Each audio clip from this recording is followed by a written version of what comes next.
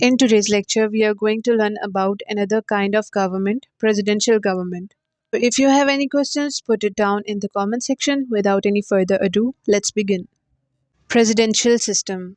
In presidential system of the government, power is distributed between executive, legislature and judiciary. None of them is superior or supreme to the other one. In presidential system, head of the state and head of the government is the same institution. It is the same entity and has combined authority.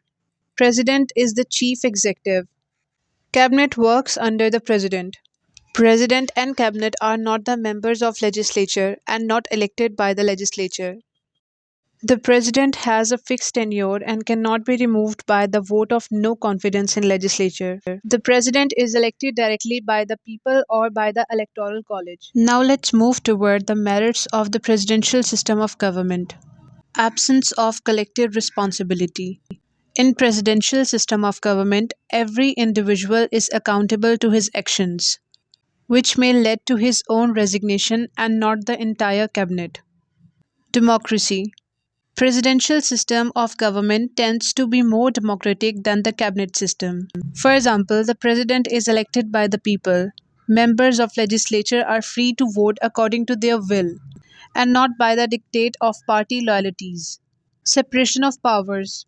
There is a clear separation of powers among the three organs of government: executive, legislature, and judiciary, which prevents misuse of powers, as we all know that absolute power corrupts absolutely. Encourages good policy making. Legislature, which is the different organ, approves some of the policies of the cabinet arm. And again, the two organs can be controlled by different parties. Political participation in politics. In presidential system, more people are given the opportunity to participate in the government even though it is expensive to operate. This is as a result of the fact that members of legislature are different from members of cabinet. Independence of president. After being elected, the president is above his party and its pressure. He stands as a symbol of one nation and the father of the nation. Check and balance. The principle of checks and balance makes the government officials, including president, cautious in carrying out their functions, which makes a government very efficient. Fixed tenure. The system fixes a limited period for the president to rule and give chance to the others. So this can prevent the emergence of the president, who will rule for the life. After his first tenure of office, it is up to him to come out for another election or not. Stability in politics. President cannot be removed from his office before the end of his tenure unless impeached as a result of violation of constitution or through death.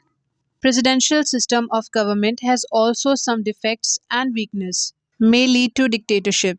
As we all know, absolute powers corrupt absolutely.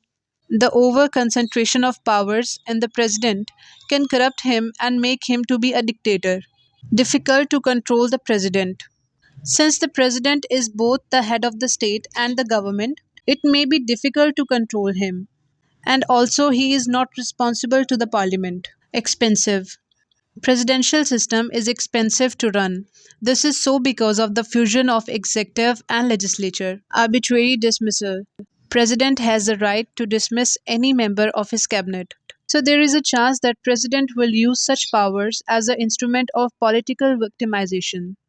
Frequent friction. There is always the friction between the executive and legislature as a result of separation of powers. It is especially when the president belongs to one party and the legislature is filled with the representatives of other party. It was all about the presidential system of government. Thanks for watching the CSS Fair. See you in the next video. Keep moving forward. Allah Hafiz.